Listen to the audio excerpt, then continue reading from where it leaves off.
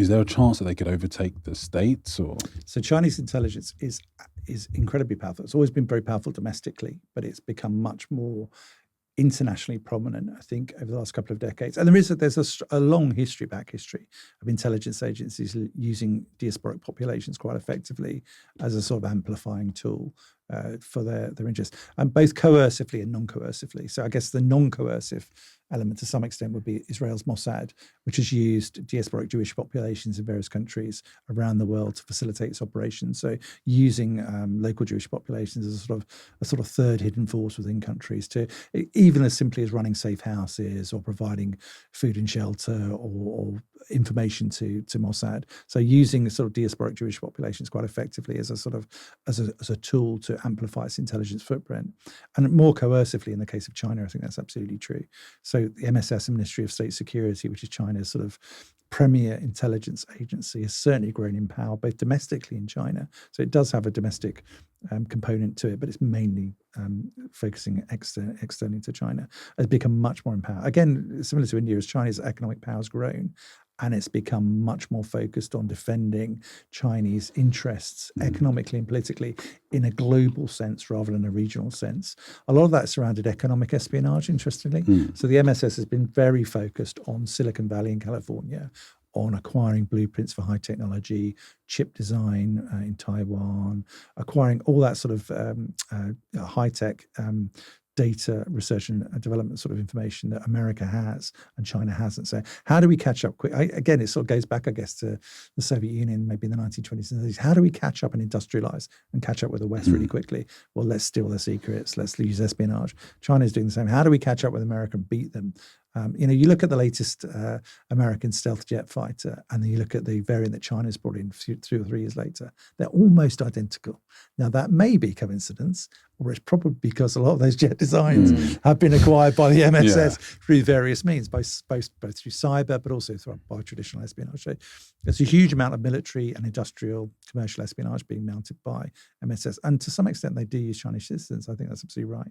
They are very keen at coercing Chinese citizens, if need be, persuading them, if possible, to do the bidding of the Chinese state. So there are lots of sort of, precisely what scale that operates is difficult to tell. But there's lots of anecdotal evidence that, all levels of Chinese society abroad have had some contact from the MSS and who tried to co-opt them to make their sort of life easier particularly in terms of economic espionage, but also in terms of monitoring dissidents abroad, monitoring Uyghurs, monitoring Tibetans, monitoring dissident groups abroad that might be deemed as problematic or subversive in terms of how the Chinese state reacts to them. So I think they are quite adept at managing that diasporic population, both not only in Asia, but also in the United States, in Europe and elsewhere. Yeah, I mean, there was something that was big in France where the government started asking, hey, why are all these guys that are working in nuclear power plants married to Chinese women?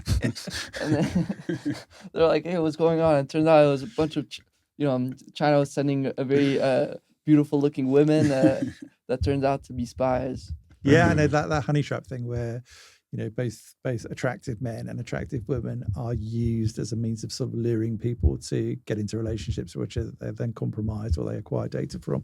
Yeah, again, a very tried and tested sort of espionage technique.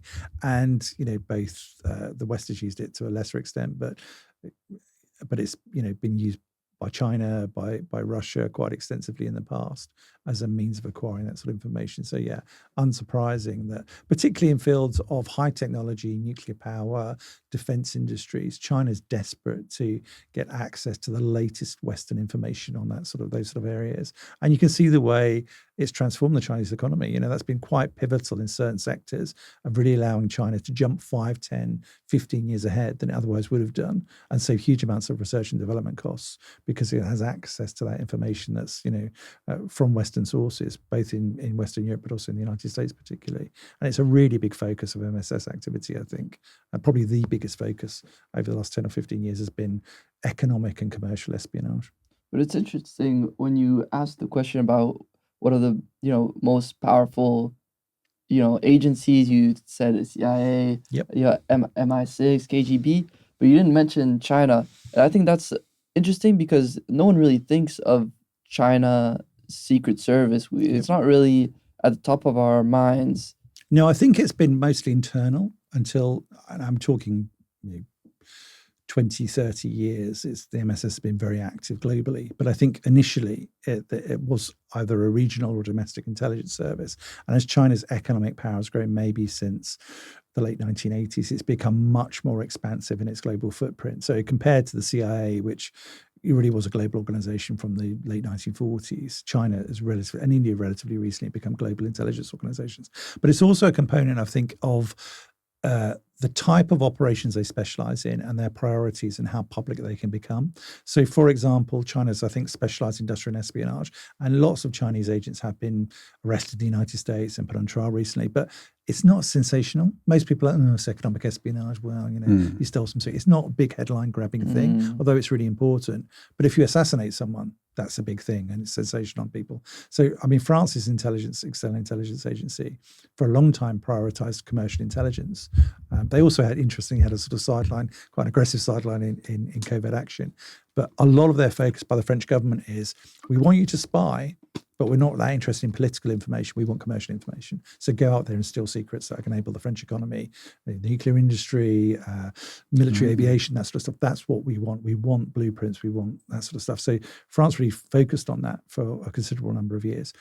Britain's never been that. I mean, every intelligence agency engages in commercial espionage, but it wasn't really Britain's thing. It was much more political and that sort of stuff. So yeah, different agencies have different priorities, and sometimes that brings them to public attention much more. Commercial, I think, espionage has never been that sexy, so people don't really, even when it's exposed, and it has been repeatedly in the United States. I think one of the frustrations of the American government is it's not gaining public traction on what the Chinese are doing. So the Chinese have been repeatedly caught and individuals taken to court in the United States and prosecuted and imprisoned. And it just doesn't really resonate with American people. It's like, well, whatever. It's not really an interesting story to them. Where the big assassination thing with India gained huge amounts more traction than like 10, 20, 30 Chinese espionage cases. So the FBI is definitely trying to, the FBI is sort of focusing on Chinese espionage in the United States, desperately trying to use a public education thing. And we mentioned public education is really important. The FBI is trying to get the American people to wake up to this, and they're promoting it quite aggressively on social media and elsewhere, but it's not really gaining